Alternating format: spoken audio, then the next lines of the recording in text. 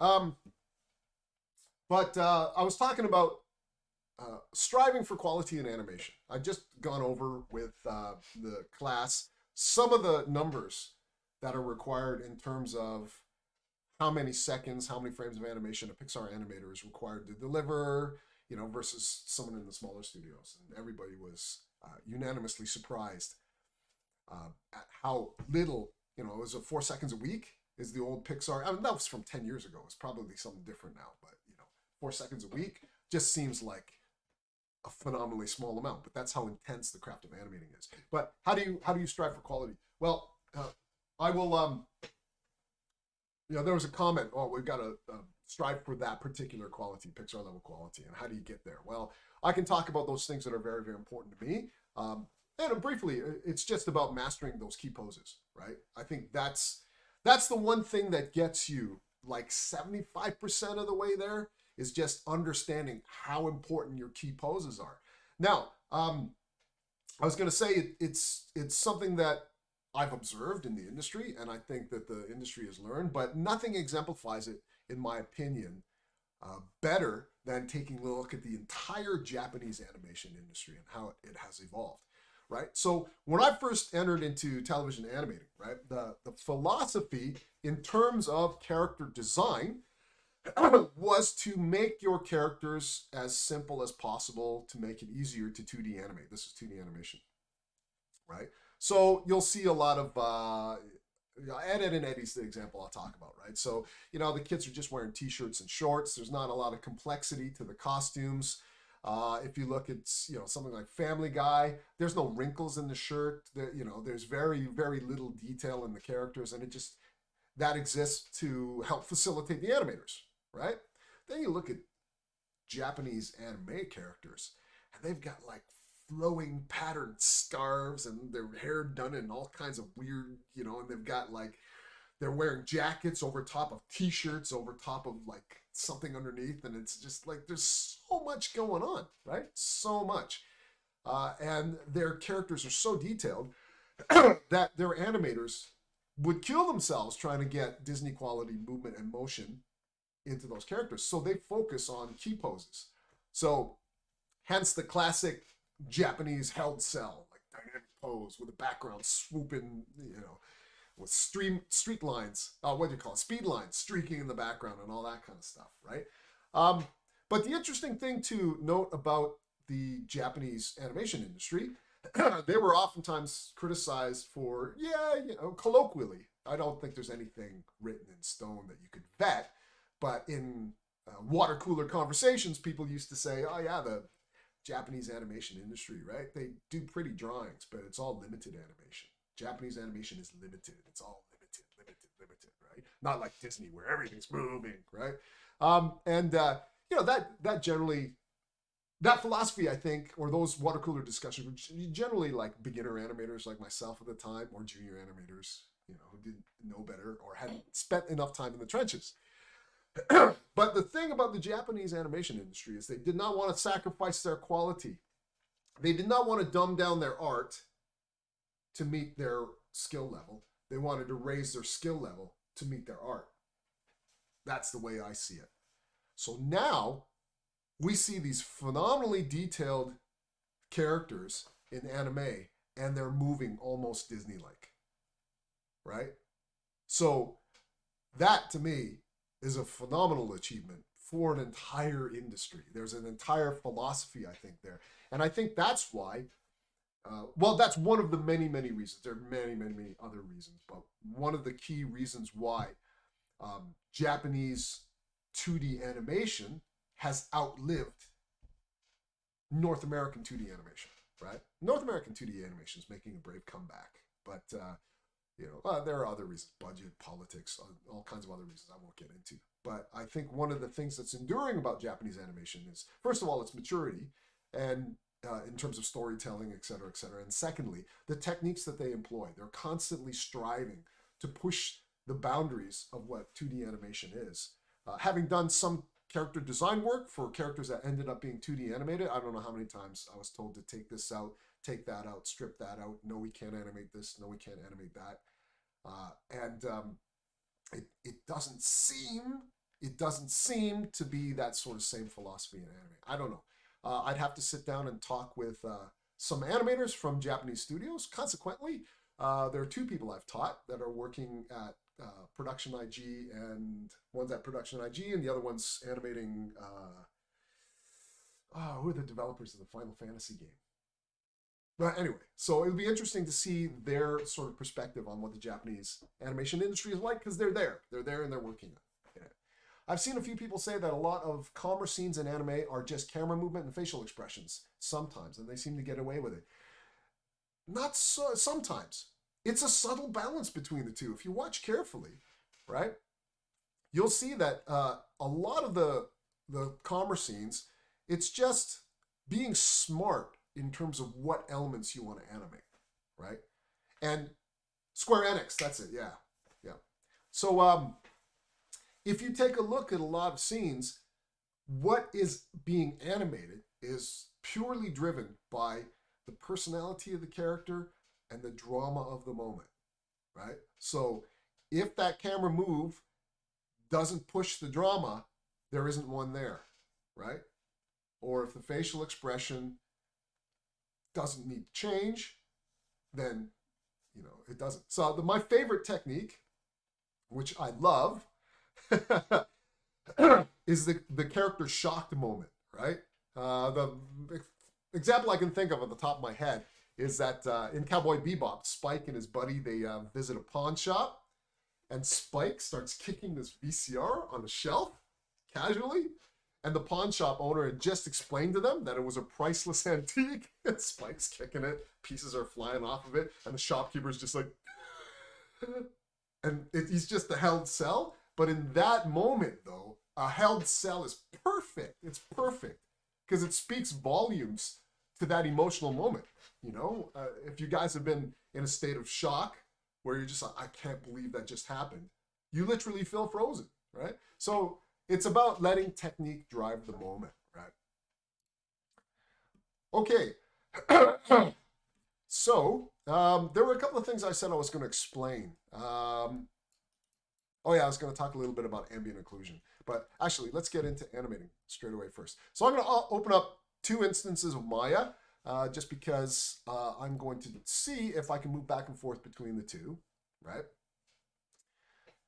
Because last session I talked a little bit about keyframing, selection sets, and et cetera, right? And so I want to expand on that with a tool set. Now I was debating whether or not to kind of show you guys how to set up an Anim School picker page, but I think I'll start off with one encompassing tool set that actually works just as good, and you might prefer in the long run anyway. Because I find that one of the things about setting up a character picker page is it's a lot of work to do. It front loads a lot of work setting up the picker page, right? So what I'm going to do instead is I'm going to introduce you to this funky toolbar down here, right? Now, I'm going to bring up some of my notes as well, because there's a lot of tools here, and I haven't really kind of used the A tools in a while, but there's a few things that I find useful straight off the bat, such as zeroing out keys, setting linear tangents, and creating selection sets and all that kind of stuff. So there's some really good stuff here. Tween Machine, of course. Tween Machine rocks. Just opening this up because I am missing a blender. Blending tool. I think I've got an older version of A tools. Oh, no, the blender has been moved over to here. Okay, that's cool. All right, so let me dig up my lecture notes just so I have something to refer to in case I forget certain things, because, you know, I'm getting quite old.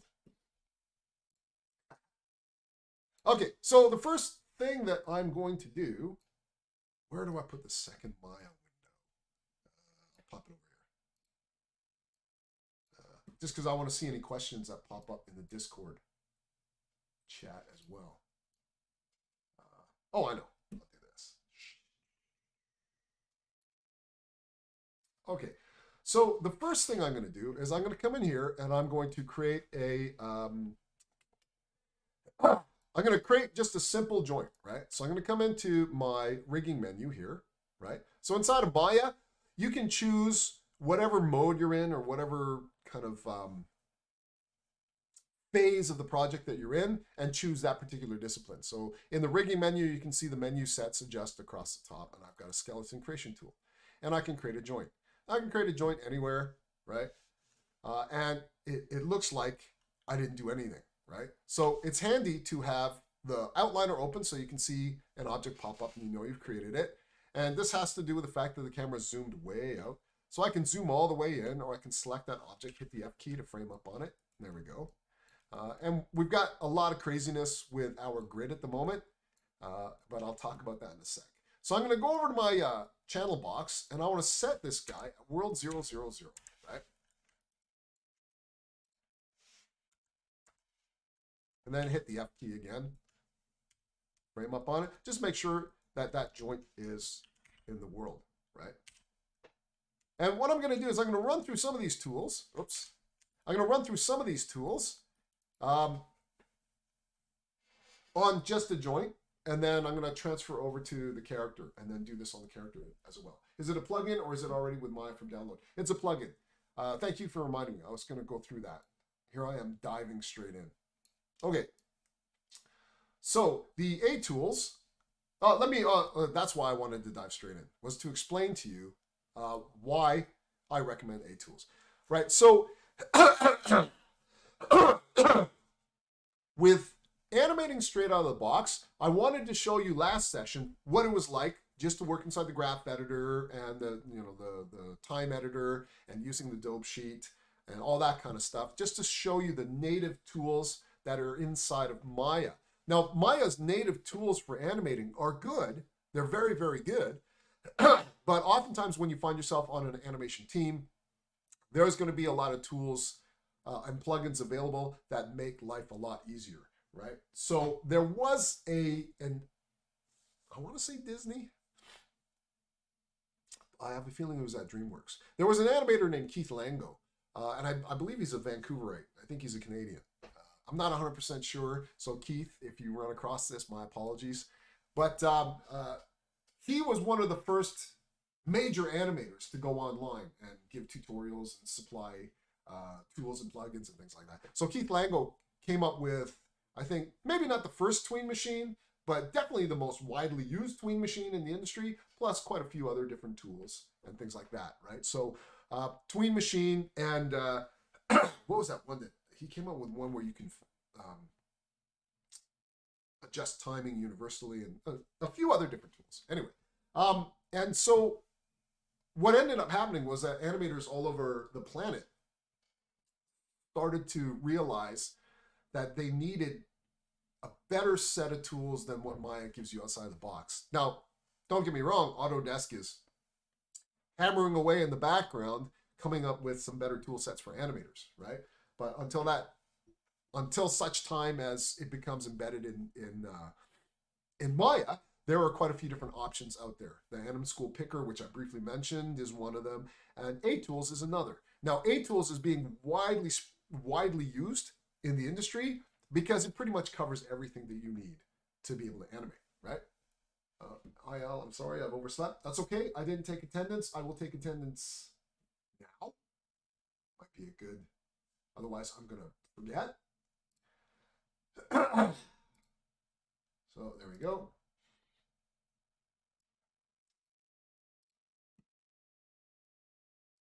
So, and if you end up being late, it's okay. You don't have to apologize to me. So it's all good. All right. So which server are we in? We are in the animation server. And let's grab that attendance real quick. There we go. Okay, all good.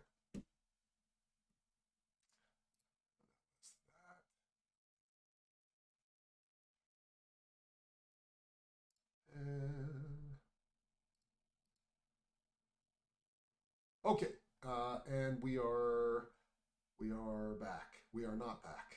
We are.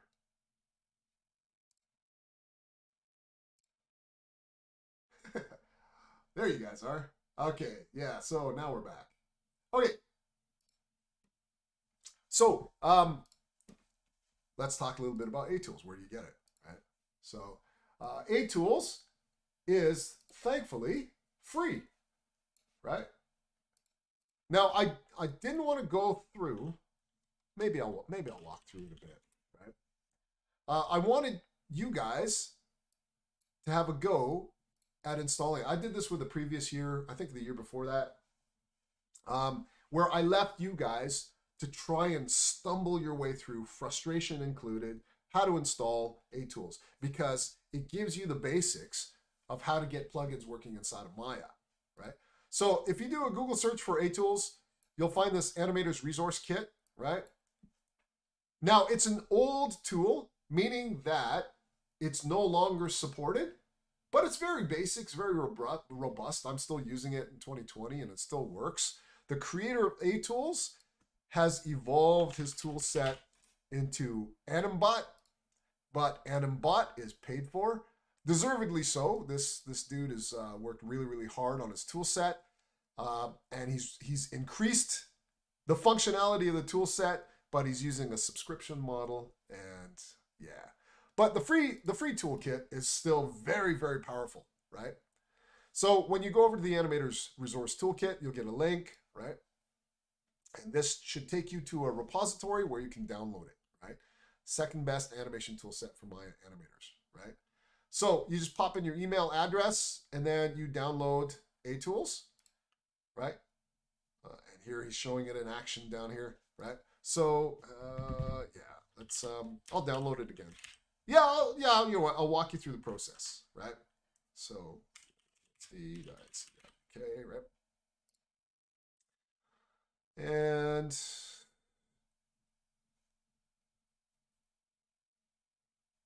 I'm already listed, so how can I re-download this? Oops, what am I doing? All right, so let me try. I'm going to use my Gmail account. I don't think I've used that one yet. Let's do that one. Oh, I must have used it at some point. Okay, so I'm just wondering if I have a download example available already. Let's try this one. There we go. Continue to our website. There you go. So you got a download window and you get a brief YouTube video that runs through all of the different sort of tool sets. The YouTube video is good. One of the reasons why I enjoy teaching you guys, though, is that his delivery of how his tools work goes really, really fast, right? And so he doesn't sort of, it's very difficult to follow along. Let's just put it that way. You can have a look and you'll see what I'm talking about. Okay, so free 30-day trial for Anim. Oh, is this the Animbot? Oh, he's kicked me into the Animbot download. So I'm gonna have to find an alternate A-Tools.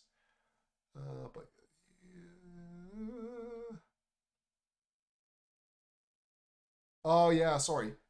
I've downloaded the Animbot tool set. There was another place. So there's a few other places that have posted the A-Tools tool set. So you just have to have a look, find one, right? So that one just links back to, that's it. So I guess he's deprecated the download, meaning you have to, oh, this looks familiar. I think I downloaded it from here, right?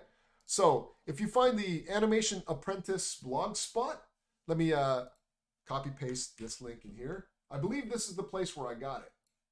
I'll paste it in here into our chat so you guys get it. Yeah, you're right. Yep, you drag and drop your stuff into the plugins folder in Maya. I think there's a mail script provided with this that does most of the work for you. And let's see where the download link is. Was it this up the top here? Might have been. Where are you? Where's the download link? Let's see if that directs us to it. Ah, yeah, that's right. So Alan Camillo, right? So,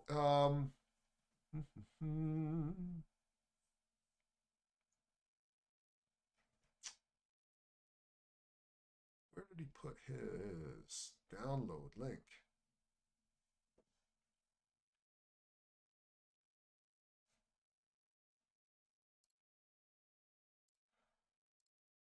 I'm pretty sure I came across this and I downloaded it in here somewhere.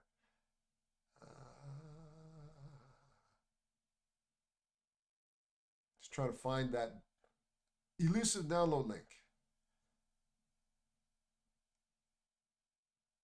Oh, where to find A-Tools? Right here. Oh, let's click on that guy. Ha ha ha. Takes me back to this site. Where was it? It's making it really, really difficult to find the A-Tools. Why is that? He's trying to push his new Anim bot, maybe. Maybe. You know what? I think I'm gonna have to dig up the tools and post them here for you. I'm not entirely sure where it is. Oh my god. Maybe the link is gone. Yeah, no, A-Tools isn't supported anymore, but they're still great tools. They're still great, right? It's great. Victor Navone has given his stamp of approval. He's a Pixar guy. Okay, so let me see if I can dig this up. I'm sure I've got it in my tools directory. And then that way I can sort of make it available to you guys.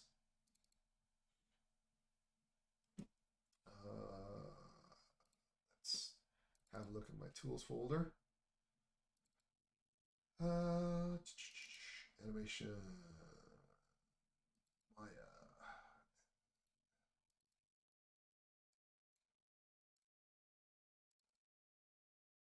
Okay, got it. Okay, so inside the A-Tools folder, what I might do is I'm going to double check to make sure the zip file is the same. I don't think so. Okay, so that's the A-Tools install. Yeah, so I don't know if I can drag this whole folder. Let's try it. I'm going to drag this whole folder over. No, it doesn't work. So I'm going to have to give you guys a link to it. 1 second. I'll link you guys to it. And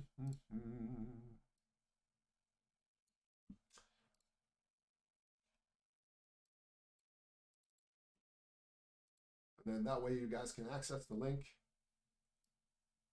and get it. Oh, I'll put it in my OneDrive. The officially sanctioned university drive for interchange and exchange with students. All right, so inside here, let's go to here and let's see if, let's see. You know what, I'm just gonna make a tools folder outside here.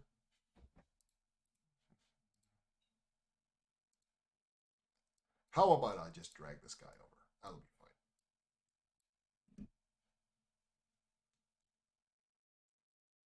Disk is right protected. Okay, so I got to go in here.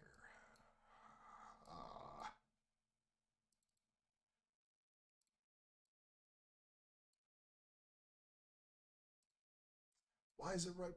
Why is it right protected? Shouldn't be. Okay, I'll use the web interface. Okay.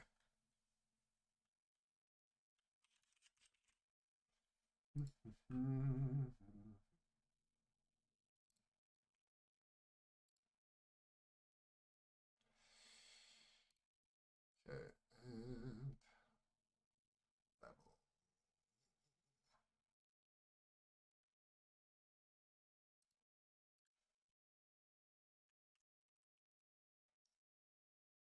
Almost there, guys. Bear with me. And I drag the A-Tools over. And that's working, right? So it doesn't mind the web interface. Okay, so it's uploading 28 items. I'm going to share the link here, but it's not fully on my OneDrive, if you know what I mean. So you can't just run and grab it straight away. So let's see.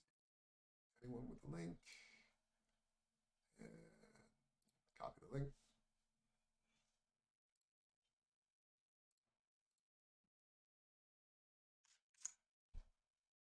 There we go. So you should be able to access that. That'll get you to the OneDrive, right? So when you click on it, you'll get in here, right? And you just need to download all this stuff, right? Oh, and there's like a handy little README. It's pretty straightforward, right? Yeah, there is an install mel. That's right, right? So now there's very little you need to do. You just need to drag that mel into the viewport, right? You get the license. I think what ends up happening is you get a window that pops open that says, where is the install zip? So you navigate to, it's either this file or this file, one of these two. I think it's this one, right? Point it at that zip file, and then the rest will be done for you, right? It'll unzip it, it'll install it, etc. There's a documentation folder in there, but this is my own documentation, right? And we'll talk about this as we go through, right? So maybe I'll use this as the lecture material because it directly correlates to the files you guys will be downloading anyway. So that might be a little bit more helpful, right? Nothing in the images folder. Yep, that's it. So once that happens, the next time you restart Maya, you should see this tool set appear underneath here, right? Okay, so the first thing I will kind of talk you guys through is the selection sets, right? Okay, so remember we did that whole thing of creating a Maya custom shelf and putting these sort of selection sets up there and all that kind of business. That's fine and good. It still works. You can still do that. But it's nice and handy to have. I missed a few things. Anyone there? Hey, Matthew, we're here.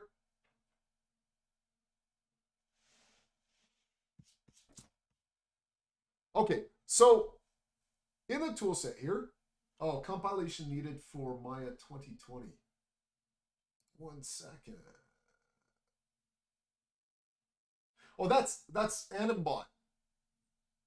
You made the same mistake I did, right?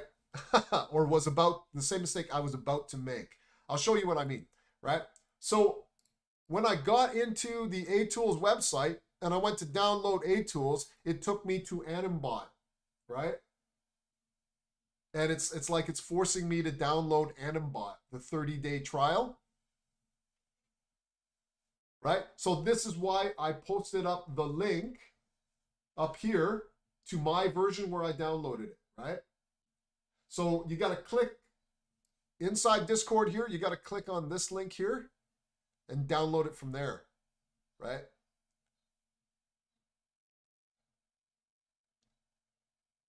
Yeah, so I got A-Tools on there already. It prompted me to download Animbot with the installation. Did it? Oh, bless him. He's just trying to make money off his new tool. I think what likely happened is he created A-Tools, put it out as a free tool set, and had no idea it was going to explode, which it did, right? So there's loads of people using, like to the tune of millions of people are using A-Tools. So I probably went and said, you know what? It took me years to make this tool set. I should be making something from it. So, and I don't fault him for it, right? He's not like a big corporation. He's like a dude who's putting his tools out there online, right? So I put in a budget for next year to see if we can order some Animbot, but I'm not entirely sure that will be feasible. Okay, so I'm also gonna pop this into links, right? So I don't know if that's the best place to put it, but let's pop it in here as well. So you've got the A-Tools download available in the links as well.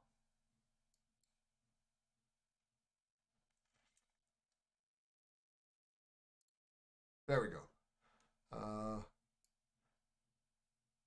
Did miss anything. My internet went down and not working and cannot watch a stream on laptop using my data. Oh, okay. Well, again, this is streaming via Twitch and also to my YouTube channel, right? And I don't have any frame drops registering on the Twitch stream. So that means the quality should be fairly decent. You'll be able to kind of catch up on it, right? Remember on Twitch, A lot of the videos that I post up there last for 8 days, but if you miss your opportunity, I've also got it restreaming to YouTube where it archives it. So yeah, I took the time to make the icons glow. Yeah. Okay. So let's get started, right? Down here in a very, very counterintuitive icon is your selection set. I kind of get the organization, right? So here we've got the tweening functionality, and you can see it's all kind of color-coded. Here we've got the graph curves and how the curves are interpolated. We'll talk a little bit about that. And here we've got some of the ancillary tools, right?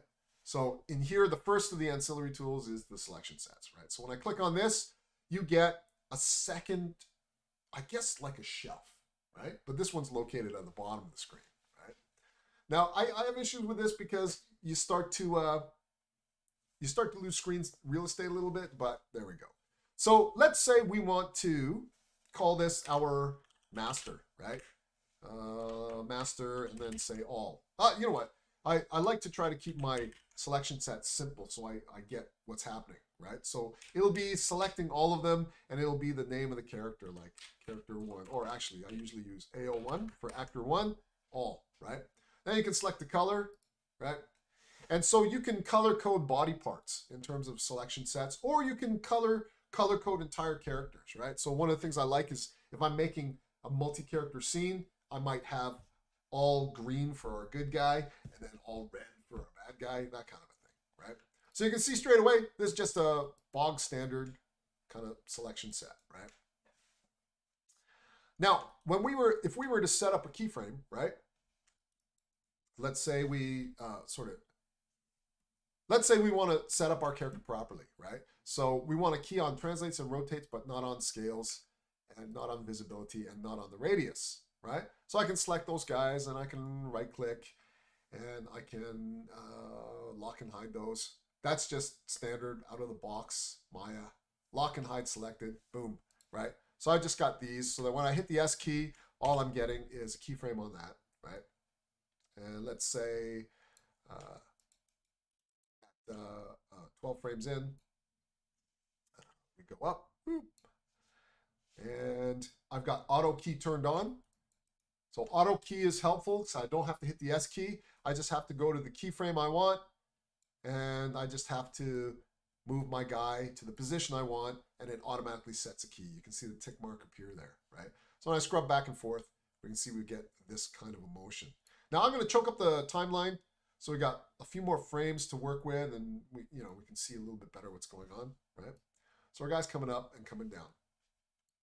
Now, if I open up the Windows Animation Editor Graph Editor, we can see exactly what the curves are doing here, right?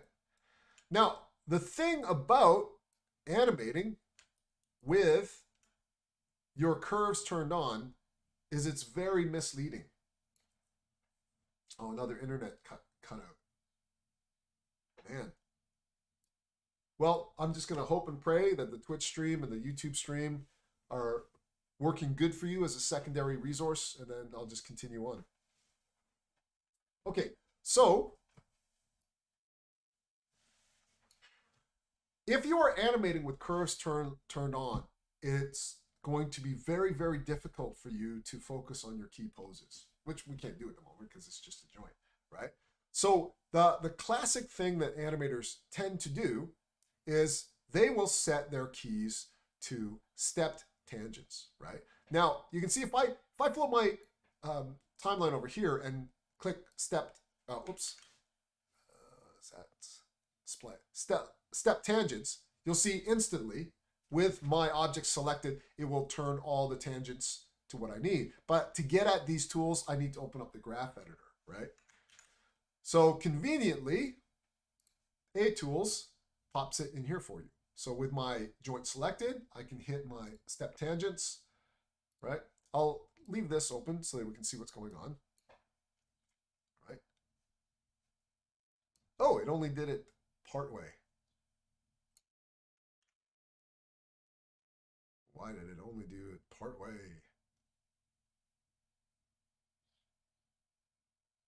Oh, right click for options. Okay, so I'm I'm going to right click on that step tangents and turn on the all keys, right? And there we go. So it's done the step tangent on all keys as well. That's the other interesting thing about the A tools is that, you just saw me forget right now, but there is right click functionality under a lot of these, right? So you can go through, you can right click, and there's a lot of additional functionality that this guy's built in terms of things that you can do, right? But here we go. We've got stepped keys, right? Now this allows you to sort of gauge your animation a little bit better. So let's talk about that in terms of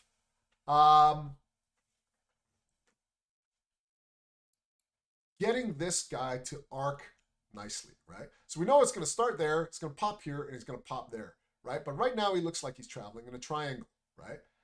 Now there's a convenient way of cycling through your keys. It's the left and right angle brackets on the keyboard, right? That'll move you from keyframe to keyframe.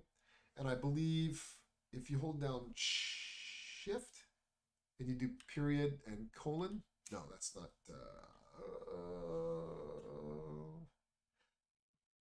oh, I can't remember what it was the hotkeys were for walking up and down the frame line. Step forward, one key. Yeah, that goes key to key.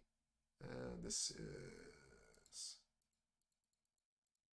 yeah, I forget the hotkey to travel up a frame at a time, which I find quite useful a lot of times as well, right? But the left and right angle bracket will go from keyframe to keyframe. So you can really quickly, I love this. I use it a lot because it reminds me of flipping the pages on 2D animation. So I use this quite a bit to kind of go through my animating. Just as a side note, on my Wacom tablet, when I used to have a larger one, there'd be like a thumb slider that you can drag on the side of it, and I would map the angle brackets to the thumb slider. So it literally, I felt like I was flipping paper as I was adjusting the poses on the characters. So what we want to do is, yeah, that's the other thing I was going to show you. We're going to come down here and we're going to spline everything again. Oh yeah, I'm going to right click and go all keys and spline everything again. Now, if we kept this at splining, we can see we've got a little bit of a curve, right? But the thing about the curve is that if we come up here, right, from here to here, we're letting the computer choose the angle of that curve for us, right? And as an animator, we want to be able to select how far out that curve goes, right? So there are tools for that as well. I'm just pausing a minute because I think there's a motion. Yeah. So let's take a look at what that motion is doing, first of all, right? I'm jumping all over the place. But now let's just bear with me, right? So for now, we've just talked about spline versus linear. Now, what I want to do is I want to turn on the movement curve just to show you how that ball is traveling. And over here, you can see right click for options on a motion trail. So if I right click on this guy, right, I can choose what my playback range is. I just want to see if show selection keys is on. And let's click this guy and see if we'll get a motion trail off of here.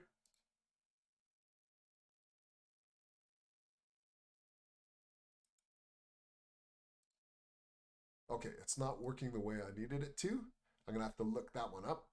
I haven't had a chance to use that one there, but you can also turn on your motion trail inside of Maya as well. Let me show you this. Let's pop over into my animation menu set, and I'm going to come over to where I've got visualize, and I'm going to visualize I'm gonna create an editable motion trail, right?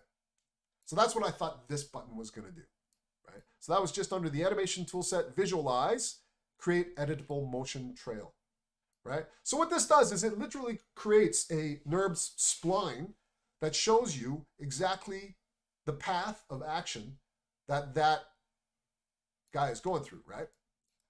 But let's say I wanted him to swing way far out before going over there, right? So I don't want Maya to control my animation. I want me to control the animating, right? So let's back this up a step. Here's the one thing I hate about motion trails is you can't just turn it off. You got to actually come in here and delete it. It's the only way to get rid of it. Oh, before I do, quick little thing to show you about motion trails. You can actually grab these guys and move them around, right? And then you can adjust your animation that way. Just something you guys might want to play with.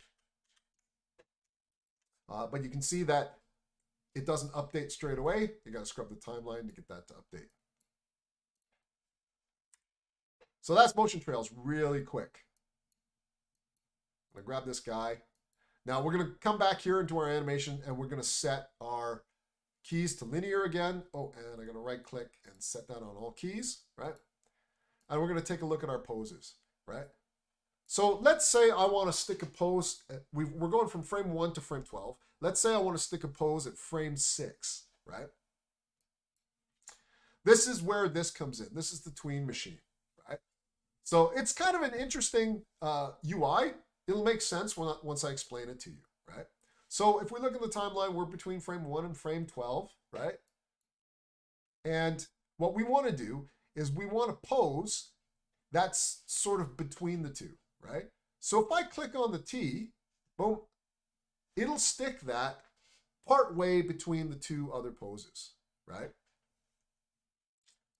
Now let's say I want to see how far away it is from frame 1 to frame 12. Maya also has a feature that I'm sure is replicated down here. Not the animation copier. Where's the ghosted? It's in here somewhere.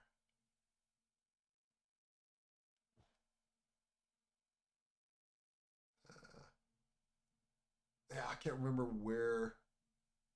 Put it there, snapping, and yeah. Oh, I don't know if he has a ghosting functionality in here. So what I'm going to do is, I went up to visualize and turned on the create editable motion trail to help me visualize that curve, right? Well, there's another thing I want to visualize, and that's ghosting my selection. So I'm going to turn on the option box for this, right?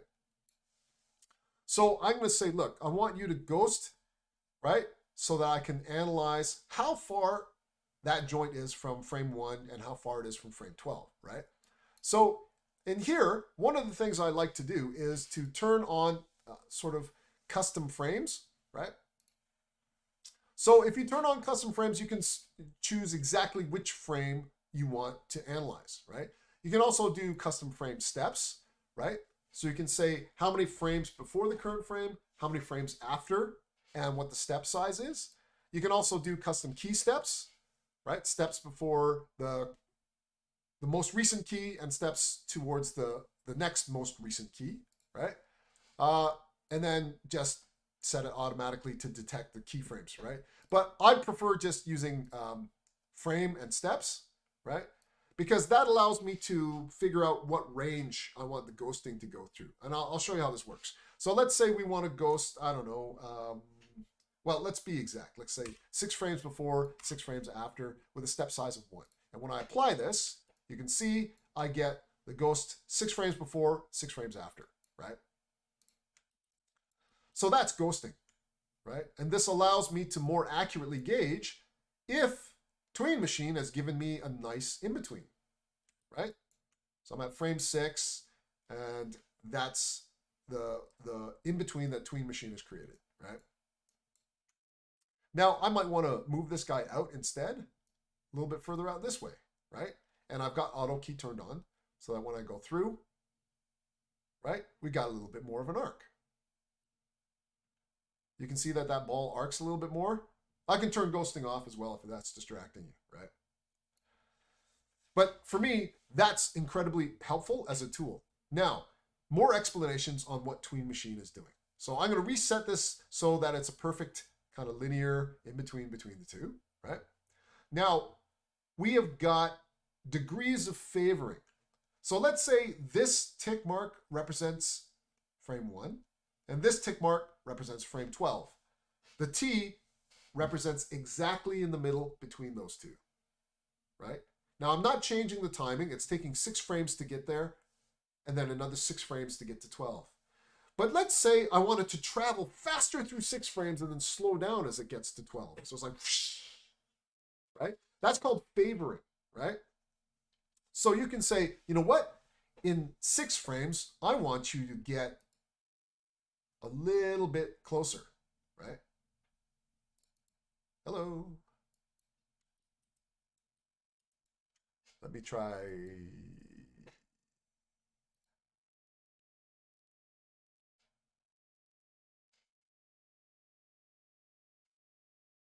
Okay, it's not updating. Let me try. Maybe the ghosting's interfering with it. I'm going to turn off unghost. I'm going to turn unghost all, right? And that's going this way and then there. But I want it to favor the next key a little bit more. Let's try going the other way.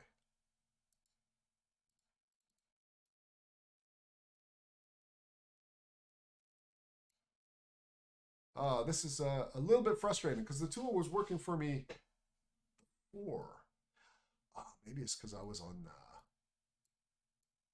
maybe it was because I was in 2019. I'm going to try a little something. I'm going to take these keys, I'm going to delete them, right?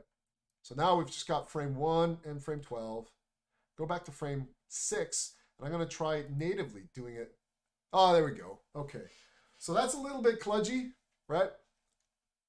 But what I've done here, let me turn on the visualize ghost again, right? Ghost is selected, right? So if we take a look here, I'm going to press Alt-B to darken the background so we can see a little bit better. You can see now that at frame 6, it travels up almost to the top and then slows down before it hits the top point, right? So if I turn the ghosting back off, right, it'll go, right? So it's like rushed to that point, right? So if I come over here and delete these keys again, right, and say this time, I want it to slowly come up and then start accelerating towards the top. Then I can click, I don't know, maybe here. Boom, right? So again, I haven't changed the timing. It's still taking 6 frames to go from here to here, but then it's rushing those last 6 frames to get to the top. So this is the power of Tween Machine. It allows you to dictate, or play with rather, the spacing between your timing. Right? So my timing is, again, 6 frames to get to the middle position, 6 frames to get to the top. My spacing, how far it travels in those 6 frames, is something I can play with the Tween Machine, right? Now, I'm going to come back to frame 6, just so that I can show you why this number line extends past that, right? This is an advanced technique called an overshoot, right? So if I come to frame 6, I can say, look, I want you to overshoot, right? And what this effectively does is it sends that joint way past and then brings it back. It's like an overshoot and settle back, right? This is the overshoot technique is a technique that I use often in fight sequences, right? So when a character's throwing a punch, bam, right? So you hyperextend, right? It adds just a little bit more impact. So that's a technique called overshoot. We'll run across that as more of an artistic or animation consideration a little bit later on, right? So that's the Tween Machine for you. Now let's go back. I'm going to delete this guy, and we'll come back to frame 6, and I'll do the Tween Machine at the exact center, right? Now, let's say this has found the center point between 2 keys. So you're really working with 3 keys. But let's say we want to blend now from frame 6 to frame 12. Well, that's where this guy comes in, right? So these are the blenders, right? So there's a whole bunch of different functionality. I don't want to get into all of that today. I'll probably just leave it at the default. Blend to frame. So what this does is it allows you to control how it blends to the next frame, right? And you get a convenient slider for this. So what does that mean? Let me turn on ghosting again so we can see. So I'm going to ghost the selected, right? So here we are at frame 6. We're halfway to frame 12. Let's grab the blend slider instead, and let's see if we can to select the frame first. Please ghost to some frame and hit. We need to select the frame first. Okay. Go here and hit the button B. There you go.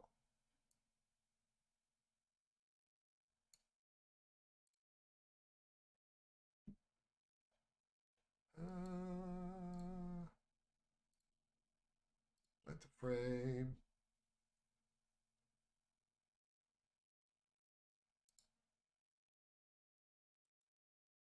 Right click and select the frame. No, it should work. I should be able to blend over.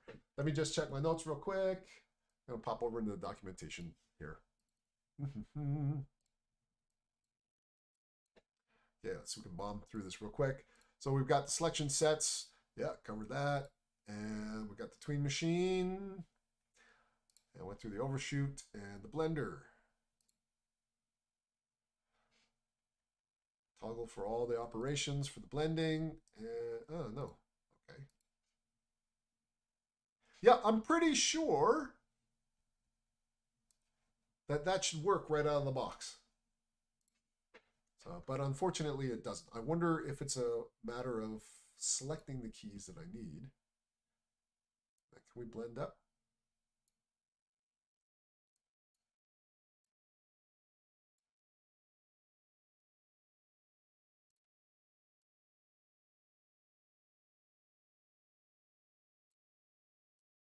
Okay, well, the blending is supposed to sort of operate very, very similar to the Tween Machine, right? Only it deals with two keys. It deals with how one key approaches another key, right? So you can blend, you know, a little bit closer to that one, or you can blend a little bit closer to that one. So it's very similar to the Tween Machine anyway, right? And to be honest, I don't use it as much as the Tween Machine. Well, until I get to sort of the final stages of animating when I'm tweaking and fiddling certain things. I think maybe this might be a good idea. It might be a good idea to move over to, oh yeah, there's one other thing I wanted to show you. That's quite handy, right? So let me go over to visualize and turn off ghosting, right? And let's take a look at this particular joint. We've got some translates on it, right? Now I showed you last session sort of the importance of zeroing out your keyframes and things like that, right? So there's a really convenient button over here that allows you to zero out your values, right? And it just looks like a power button, right? So you can reset whatever joint you have selected to world 0, 0, 0, right? So let's say you're animating and you know, you get lost and, you know, you're like, you've rotated this guy a gazillion different ways. I don't know how many different ways you've rotated it. And you've moved it around, and suddenly you got gimbal lock, and you're just like, how far did I animate it? Should I move it back here? And you're in here punching in numbers, and you're completely lost. You can go, you know what? I'm going to start over. Boom, zero out, right? Zeroes out your entire character, and you can start again, right? So let's see. There's the linear and spline. There's the selection sets. There's the zeroing out of your character, and there's the tweening, and then there's the blending. That's, I think, enough to get us started. Oh, yeah, there's a couple here, actually. Yeah, let's talk a little bit about that. Hang on. So I'm going to grab this guy. So let's go back to here, and let's see if we can set the tween on there, right? So up until now, we haven't done anything with the timing, right? So it's been 6 frames, right? We just played with the spacing. We said for 6 frames, you're going to travel faster to this point, or etc., right? But let's say we actually want to adjust the timing. Let's say we're happy with the spacing. So if I come over here and I turn on Ghost, right? We're happy with the spacing between these two, but we want to alter the timing instead. We've got this nudge key, right? So this is super handy because I might want to nudge that key over just a little bit, right? It didn't take all the keys with it. That's really annoying. Let me find out why. Okay, let's grab this guy and pop back into the animation editor's graph editor, right? And go back to frame 1, grab this guy. Let's grab these keys. Let's see if it will do what I ask. if I grab all the keys physically. There we go, right? There must be a nudge everything in the scene. Okay, so what I've just done is I've altered the timing. So it's just pushed those frames, 2 frames up to frame 8, right? So it'll get to the midway point, but it'll take 8 frames as opposed to 6 frames. Now, what is the difference between spacing and timing? Well, effectively, they're achieving the same kind of thing in a couple of different ways. Now, you can't see the obvious difference when we're just dealing with joints, right? But it'll make a lot more sense when we're dealing with an entire character, how that sort of unfolds. So the best way to kind of describe it is I've animated a situation before where there was a bipedal character with ears, right? Creature ears. And then the creature ears had to get into an upright position at frame 12 or whatever, right?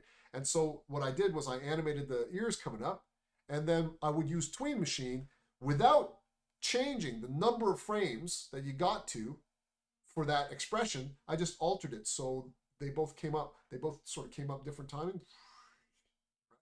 and then snapped together when they reached the top. So one of the ears I used the Tween Machine to adjust the spacing, but not the timing, right? So if that makes sense, right? So if I wanted the ears to come up, but one to settle first and the other one to settle last, then I take this one and adjust the timing of it and give it more frames to get up there so the ears can come up and go, right?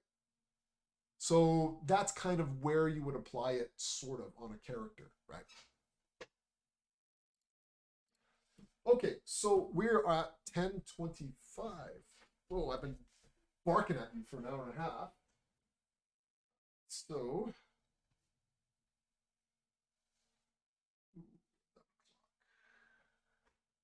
we got a half hour left to go. So let's go back to our character scene. And let's just work with the tools that we have there, right? I was planning on going through all the tools, but as I'm talking to you guys, I realize there's so much there to talk about that I probably can't cover the entire tool set. And as you can see, it's not perfect, right? So we ran into a couple of little kludgy issues that you guys might run into. But, you know, with a lot of tool sets that are created by individual animators and artists, and especially ones that are deprecated, you know, I think the last supported version of this was 2016, 2017, you will run into strange behaviors. But once you figure it out, actually, the tool ends up being far better to work with in terms of a time saver. Well, actually, in terms of just having everything there on your palette here and accessible, it makes it a lot easier. Right? So I can come in here and then just click what I need as opposed to hunting for it like I just did in all these menus, right? So think of it as convenient little hotkeys that have been built for you that access the same functionality inside of Maya, right? To a certain degree. Okay, so I'm gonna come back and the first thing I'm gonna do is I'm gonna set my project, right? Now there should be some recent projects. Yes, there is. So there's a recent project on my W drive, which is my Google Drive, for the hallway fight. So let's click on that guy, right? Now, I'm also going to go in, now that the project is set, and if I open my scene, it should take me right into my scenes folder. It does, because it knows where the whole project is, right? Remember, we're not working with individual files. We're working with entire projects. But it should be there in my recent files as well, which it is. So I'm going to pop this open, sequence 1, hallway fight. Don't save the untitled scene. Now, it may or may not pop up with a reference window saying, where is this file, where is that file? And I just relink it back up again. But I've just been working on the W drive from all my machines, so it should find everything and load all the assets up for me. There's the one disadvantage of working with streaming off your cloud drive, is just the latency when it's doing all the preload stuff. When it grabs stuff off the Google Cloud and preloads it, it caches it here on my local drive, so the response is really quick. It's just the preloading that takes a little bit of time. So whilst that is loading, any questions at all about A-tools and how you use them and how they would benefit you in your own processes? Did I miss a bunch of messages? No, I didn't. Okay, that's good. No, all good. Everybody sort of see how these sorts of things would apply. Once again, I just realized because I am streaming. Once again, I must give a hats off to. Is it in here? No, it's not there. I just had it open. Where did I have it open? Yep, there we go.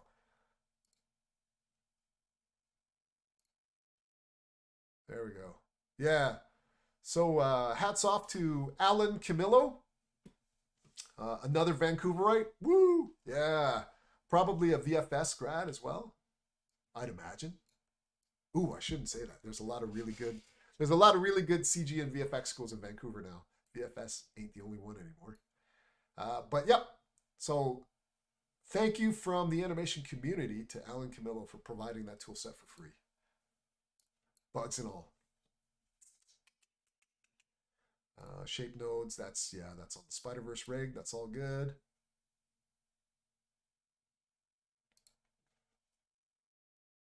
Oh, and I don't have.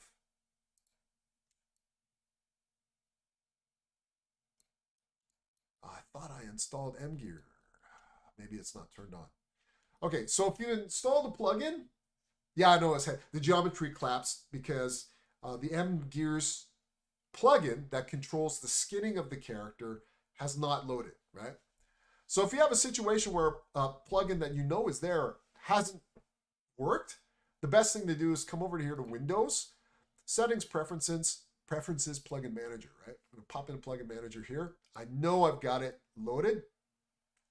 So these are all the plugins. Now, generally, the first list of plugins that you have available will be the ones out of the box from Maya, right? So you can see Autodesk Maya 2020 bin plugins, right? The ones after that are usually third-party plugins. We got a couple more that were preloaded by Maya, right? Like Bifrost, etc., the Mash plugin.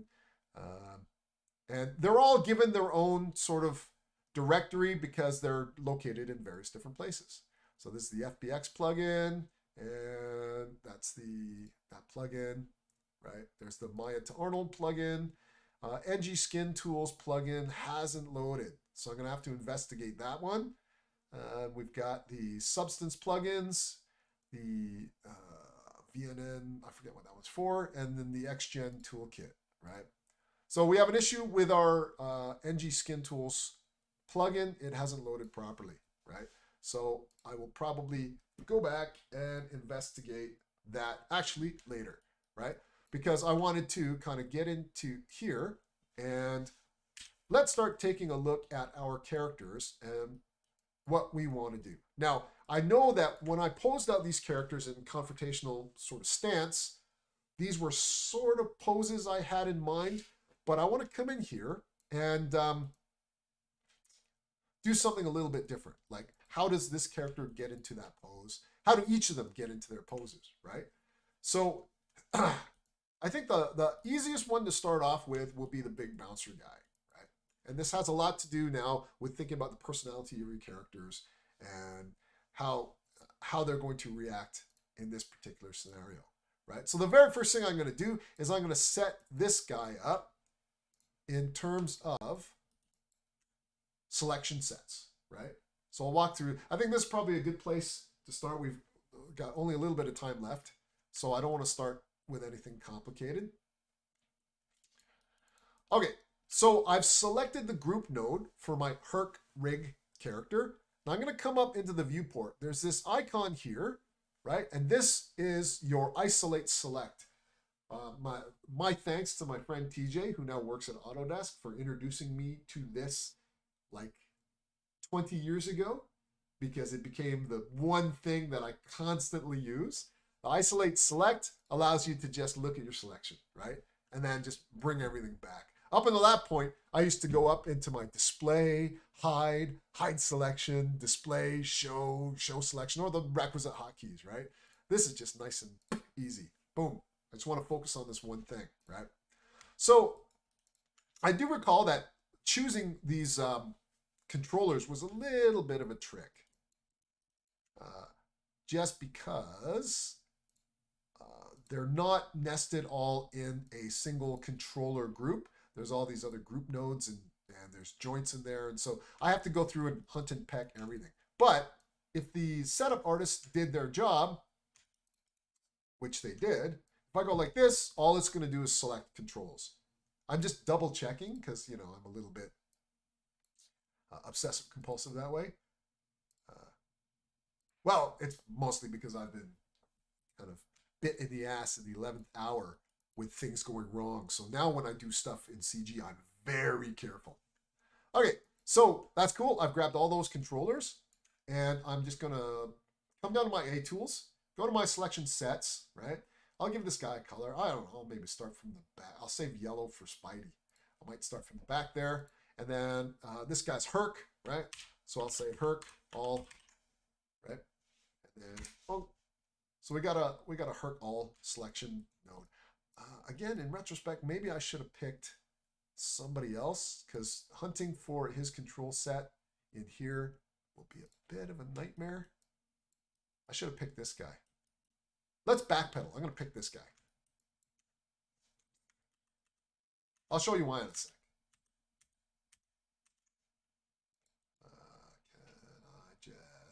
Let's just delete that. There we go. Okay, so I'm going to select. The reason why I want to go the other guy because I have to go in there and I got to pick the finger controllers and all that kind of stuff, and his arms are crossed and it's hard to find the controllers, right? So let's pop back out, and I believe the other guy is Dex. Let's see which guy you are. Yeah, you're Dex. So I'm going to select the Dex group, isolate select, right? Now, if I select this, it should just select the controllers. We've got our selection set shelf up. I'm going to click this. I'll start back here and we'll call this Dex all, right? And then boom, so we got that selection set. Now I'm just going to go and do arm by arm. And then we'll just leave it at that because you guys will get the idea. So I'm just going to go down. Now, selecting in Maya is really interesting to get used to in the beginning, right? Because I've selected the top and you'll see that it goes green all the way down the hierarchy.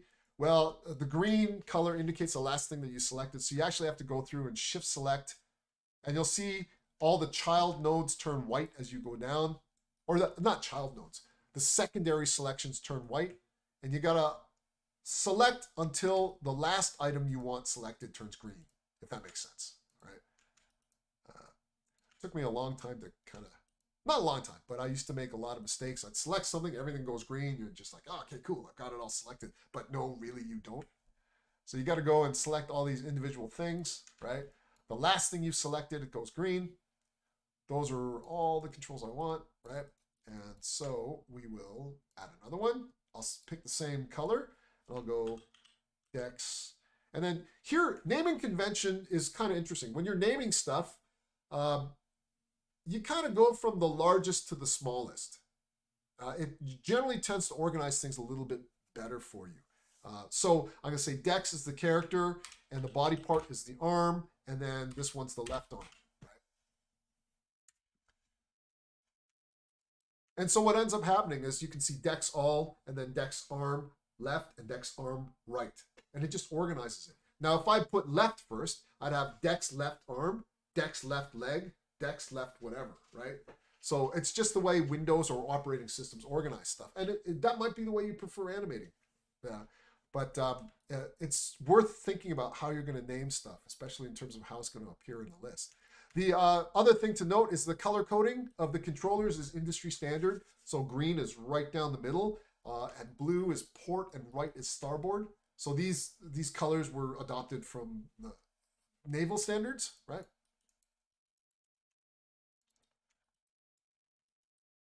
And aviation as well. You'll find aviation lights are like that as well, right? So it's just a universal agreed upon way of coloring things, I suppose. Okay. Oh, did I grab I hope I grabbed the wrist controller in the left arm. If not, well, we'll soon find out. Okay. So I got that guy, and I got this guy, and this guy. And that last one turned green. Everything else is white. That's cool. And then I'll create another one. And then this will be Dex arm. Now I'm going to click Dex arm left to see. Oh, I missed it. I missed it. Okay, so I wonder if there's a quick and easy way that I can add this guy. So I hope and I pray it's in the right click menu. So I select that control. I'm going to right click here, add selection. Thank you. Right. Cool. So I click on this and it's in, right?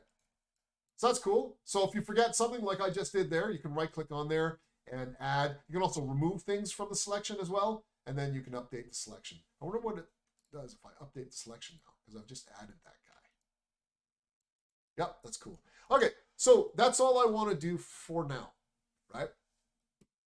So let's get this guy kind of animated. I do know that we ran into an issue last time. What is the blinking light in the bottom right? Oh, interesting.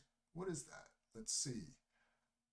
Oh, that's right. Yeah. Oh, he's the A-Tools comes with this awesome crash recovery tool. It's really, really good.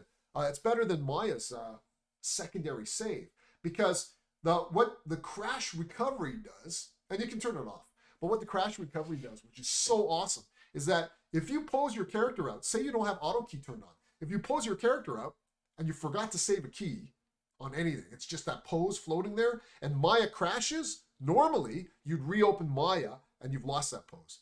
The character will just snap back to the last pose that had keyframes on it. This saves your last pose, right? Whether you keyframed it or not. So that animation crash recovery, that's brilliant, you know, so good. Okay, so I think the difficulty with this pose is I'm not sure if he's stepped into it. Like it looks like he's about to settle into it. It looks like he's come down into this particular pose. So I need to figure out exactly what this character is doing. Oftentimes when you see bad animating or your poses are bad, it's because you haven't really figured out what your character is doing. You're just moving body parts around and trying to find something that looks cool. Never works. Never, never works, right? What you need to do is sit back and think about, first of all, your character's personality, which we talked about earlier, and what is he doing? What is he in the middle of doing, right?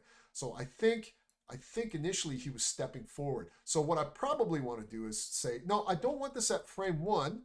I want this at frame whatever it might be. I don't know. So I got to think about sort of how long it takes to step into a pose. So that's 1/1000. Let's just rough it out at 1 second for now, right?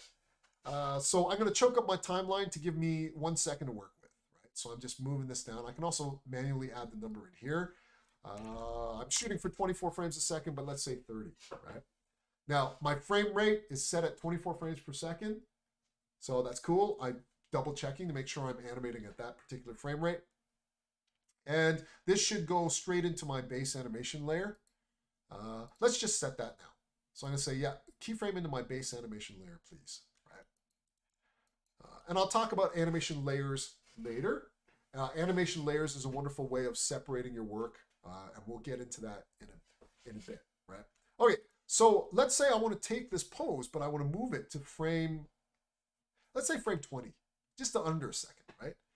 So I can either, I could probably do it this way. Come over here and hit the keyframe, because it's the only keyframe. There's nothing after it, so the pose will be preserved, so I can do just that. But let's say we do something like this. Let's say accidentally we had a keyframe on all those items right there at the beginning, and let's say there was another keyframe. Well, let me just do it.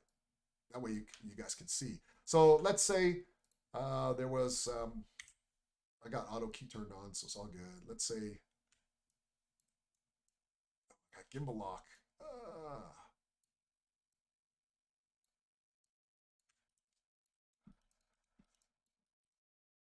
Oh, I can't untwist this. So I'm just going to come back here and in my rotate, hold down the E and left click and switch to object. I know I have to be very careful with what I do in object mode. I don't want to go global, that's for sure. But I have a feeling, oops, down here. I have a feeling I'll need to untwist this character at some point. All right, so let's say we got keyframes of the arm there, right? So it's moving and we've got it splined so we can see that movement. But let's say you want to take the arm position here, but move it to frame 20, right? So you go to frame 20 to key, you can't. You can't because there's a keyframe after, right? And it's interpolating through. It's like, oh, I want that pose at frame 20, right? So what you can do is come down here. I'm going to click Dex, select all. You can middle mouse button drag this guy over to frame 20. What the middle mouse button drag allows you to do is to select that moment in the timeline, but it won't change anything in your viewport. And then before you touch anything, hit the S key, save a keyframe. There you go. My pose is now at frame 20, right? And I can come back here with all my controllers selected, right click, and I can delete that key. Now remember, to delete keys, you got to right click on the timeline and delete. If you go up to edit, delete, or if you just hit the delete key, your entire character will vanish, right? This delete in the timeline is just for keyframes. So I'm going to delete that. There's nothing there, right? Until we get to frame 20, and then he starts moving, right? So I'll probably come over here as well, right click, and delete those keys, right? Because I just want that pose at frame 20. I'm not even 100% sold on the pose anyway. And then I'm going to go back to frame 1. And this is sort of difficult because I'm backwards animating. But what I'm going to do is seesaw between the two poses until I get it right, right? So one of the things about a step that you got to be wary of is that we generally tend to walk with a contrapedal twist, right? So what does that mean? That means when our left leg goes out, our right arm goes out to compensate. I don't know how many times I've animated accidentally and done character designs accidentally with the same arm and the same leg going forward, right? And you go, oh, that looks cool. And you might draw a character like this. But then you get up and you try to act it out, and it's like, it's really stupid, right? So that contrapedal twist is really kind of important. Opposite leg, opposite arm. Now, this is really important, right? In terms of concept art and animating, right? So you could, again, you could have the left leg out and the left arm out. You'd be like, wow, that looks really cool, right? Just as a pose, right? That looks cool, right? And then when you get up and you act it out, you're like, oh man, that looks stupid. So with concept art, with animating, you gotta act it out because something that looks cool may actually be stupid when put in motion, right? You really have to act stuff out. You really have to act stuff out. Did I mention you have to act stuff out? Because you got to act stuff out. Okay, so let's get this guy in his initial pose. Now, the initial pose, I always try to start with the center of gravity. Whoops. So let's get this guy kind of in position, right? Now, I start with the center of gravity because the legs are responsible for balancing the rest of you, right?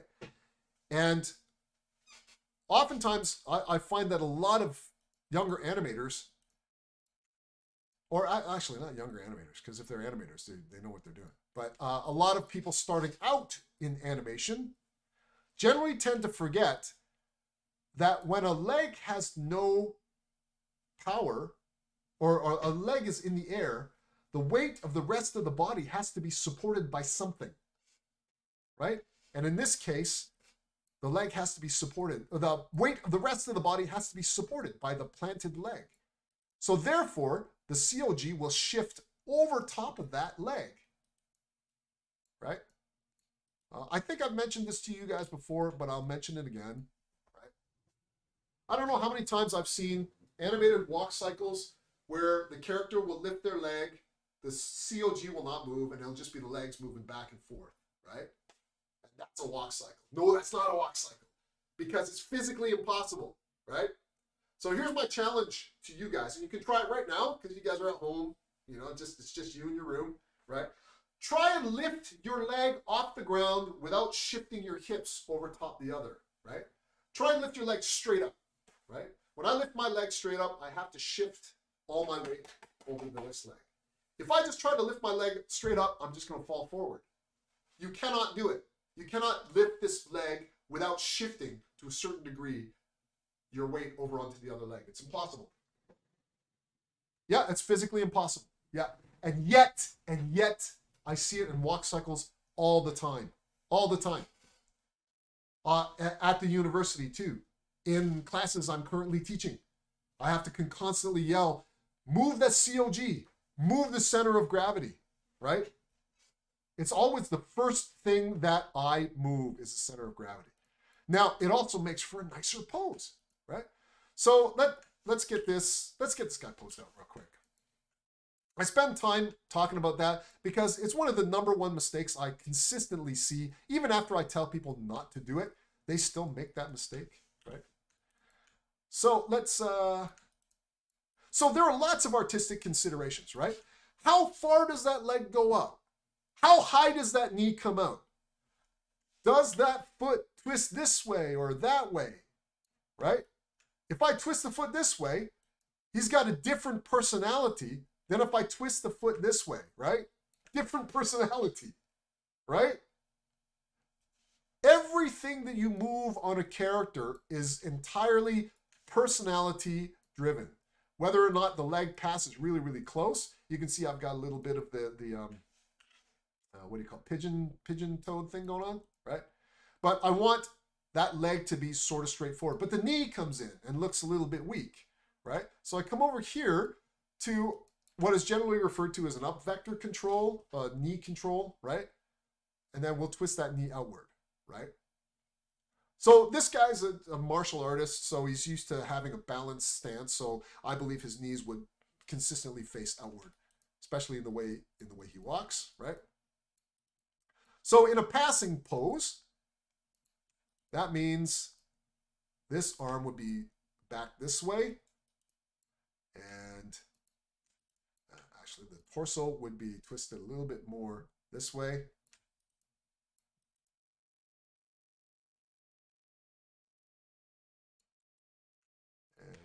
Probably want to bring this shoulder in and this in for now. So here, a classic kind of example of kind of animating between two poses is to start to think again about how those limbs are traveling from this pose to the next. So I can scrub forward, right? Now I obviously need a breakdown pose, right? So in this particular case, now I think that the arm is coming in too quick, or too slow rather. So I'm actually going to send that arm a little bit backwards, right? And we want to add a little bit of shoulder motion, right?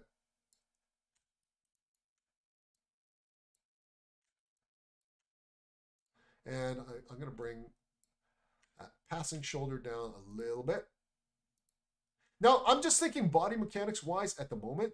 I will flip over to character driven in just a second, just because I just want to figure out the mechanics of what my guy is doing initially, right? So I'm going to grab this, bring it over, and I want to get rid of the twist in the arm a little bit.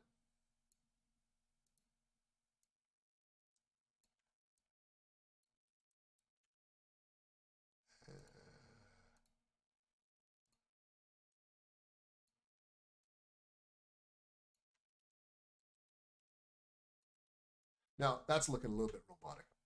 So I'm going to bring this out and then rotate this guy up a little bit. Not happy with that, but I want to see how it's working. So you can see there are a few things going on there that are being driven by the curves, right? So number one, right, he looks like he's just sort of sliding into place, right? So I definitely need a breakdown pose there. And we've got this arc of, so this arm is drawing a semicircle as it goes around, and same with the other arm, and I don't want that, right? I got a quick question for the assignment. What kind of situation would you suggest would be good? I'm having mind blocks trying to think of a suggestion that works well to show character properly. I was going to do some kind of free running thing with flips, and now I'm having second thoughts. Oh, okay. So one little piece of advice for you guys, I think is really, really sort of important, right? When you first, I have difficulty with this because I know how crazy I was in my first animating assignments. So I don't want to dampen any spirits. Not dampen spirits, but I don't want to dampen any creativity. But I can suggest that for your very first character assignments, you don't try to do anything too acrobatic, because you will twist yourself into knots trying to figure out how to get that to work. I still have difficulty having characters flip, just because of the fact that when a character is inverted, all of your rotational values, it's just really difficult to work with, right? And hard to visualize and all that kind of stuff. I mean, some character rigs have a central controller. You just grab that controller and rotate it, and that's fantastic. But all of the other rotations and translations are relative to that central controller. So it's a bit of a trick wrapping your head around it, right? So yeah, I don't recommend that. Let me show you. We're at 10:54. 10:54. I walked you through just a little bit of my process whilst I'm keyframing. The last thing I'm going to talk about is just to finish that thought, because the arcs are sort of distracting. I'm going to select Dex All and then instantly right click and linearize all those keys, right? Now I'm just focused on getting the poses right, and I am happy with that, right? I just want to get the poses right. So I'll sit here and I'll work back and forth on just the posing, right? And already in just the posing, I can feel that step is not right. So when I turned on the spline, the movement looked okay, but I thought, you know what? It's arcing too much and he looks like he's sliding, and that's what's wrong with it. No, that's not what was wrong with it. What was wrong with it are the poses don't make sense in terms of distribution of weight and how that foot would be going down, et cetera, right? So what's the submission date for the assignment? I knew somebody was going to ask me something about the assignment after I close that window. Let's see, let me go back to that super quick.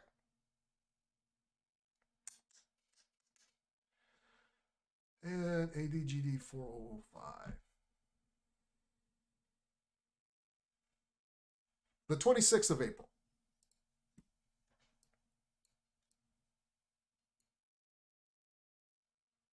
Right, so you've got a little over a month to do it. Now, this is why I really sort of stress for you guys that all you want to do is the 15 seconds. That's all you want to do, 15 seconds, right? You got a month to animate. Just focus on 15 seconds, right? And you're good. Now, back to the question about what sort of situation works well for the character. So let's take a look at, I wonder if it's in Discord. One quick second. I'm going to...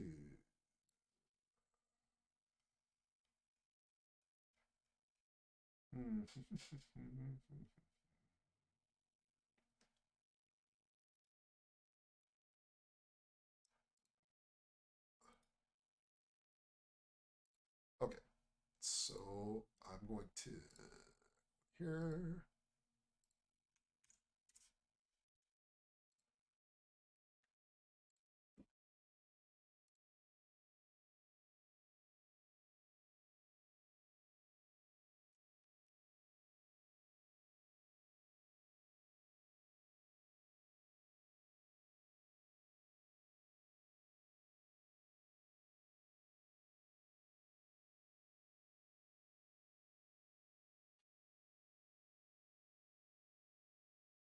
Okay, so let me, why can't I pause it? There we go, paused. All right, so I'm gonna play this through again. It just auto-played, right? So let's set this at high quality.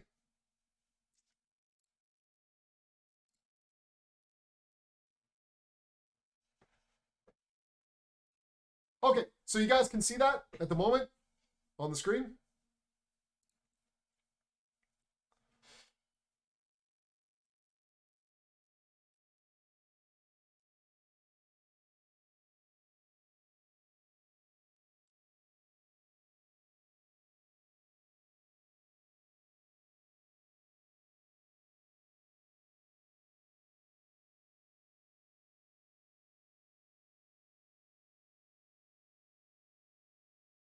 Yep. There you go. 26 seconds. Right? And that was from our very fine Ellie Morgan in the 3rd year. Right? So, and there's not, you can see that the animation, for the lack of a better way to describe it, was quite stuttery because she's not animating with curves. She's animating very linearly, right? So it's all stepped tangents. So the focus is on really, really strong kind of key poses, right? So that's kind of an example of first class work, right? Now, do you know what assignment she did that for?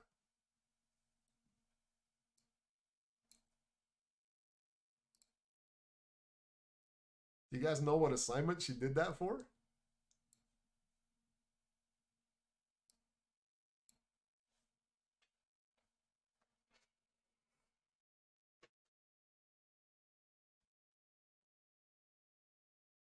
She did it because she's an animator. She's an animator through and through, right? She did it because it had to come out. It had to be done. There's an idea burning in her head, and she had to animate it. So she's got quite a few of those too. Emotion tests and things like that. So that was more of a pure confrontational thing, right? And there is the, the character flipping over, which I said that I don't kind of recommend, right? So 15 seconds, right, is all I'm looking for. And you can see inside of 26 seconds, she's accomplished quite a bit, right? Oh, one quick second. Oh, I've gone over in my class. One quick sec. Hey, Cap. Hello? Hello, Cap. Okay. Yep. I'm just finishing up. I'll just be like 2 seconds. I'm just going to wrap up with my class. I'm in the middle of the class right now, and we're just finishing. Just give me a call when you finish, okay? Yeah, okay, will do. All right, cheers. Bye-bye. Okay, so yeah, okay. I got to call it there. But I got to show you a little bit of everything. Some tools, how I go about analyzing poses, how important it is to just not smooth interpolate everything, just deal with key poses, and then where you could end up, right? So, yeah, and instead of showing you examples, it was my pleasure to show you Ellie Morgan's work because she's somebody I taught and she's at the university, right? So just to show you guys it's achievable with a lot of passion and a lot of desire and creativity. And notice there was nothing in those sets. She used the same ang rig twice. She just modified the material colors. And there you go. Came up with a little scenario and it's super fun, right? Now, if those of you who are struggling to think of a situation, don't have to think about a situation now. Thinking about a situation is the fun part. After I hang up with you, go and daydream for a bit. Look at reference material. Watch another, adventure with Dream, or Minecraft animated video, and see what's happening in that saga and let that inspire you, right? Something, anything, right? I'll dig up an assignment, a first class assignment from another student who did that box carrying moment where the guy dropped something and went to try to pick up what they dropped. And that was the conflict. So it doesn't have to be a physical conflict. It can be it's just a character tries to reach an objective and encounters an obstacle, right? That's all you need to demonstrate is intention and obstacle. And then how that character circumvents that obstacle. Could be anything. I saw a great animated demo reel where it's just a young girl character trying to get ready for work or school, I think. And nothing was going right in her room. And it was just phenomenal. And it's like first class animation work all the way. But it was relatable. And the conflict was that everything was going wrong in her room. Her hairbrush snapped while she's trying to do her hair, like stuff like that, right? That's all it has to be about. Right? So let your imagination go crazy. No demon armies, please. Not that I mind demon armies. I love demon armies. You will kill yourself trying to animate a demon army. It's not going to happen. So no demon armies. It'll just drive you insane, right? Something simple, right? Okay, cool. I got to go. I will leave it at that, guys. I'm going to think about it was surprisingly difficult to think about what the initial pose was for my guy and what poses he's going to adopt, right? The interesting challenge I've set for myself, I got 4 antagonists attacking Spidey, and they all have to be doing their own thing. They all have to have their own thought processes, and they all have to have their own motivations. Oh man, it's gonna be crazy hard, but fun at the same time. Okay, I'm gonna shut down Maya, and we will let you go. I will talk to you guys later. Cheers, guys. And the Twitch stream caught my sort of quick little chat with the head of school, or academic director. That's the title nowadays.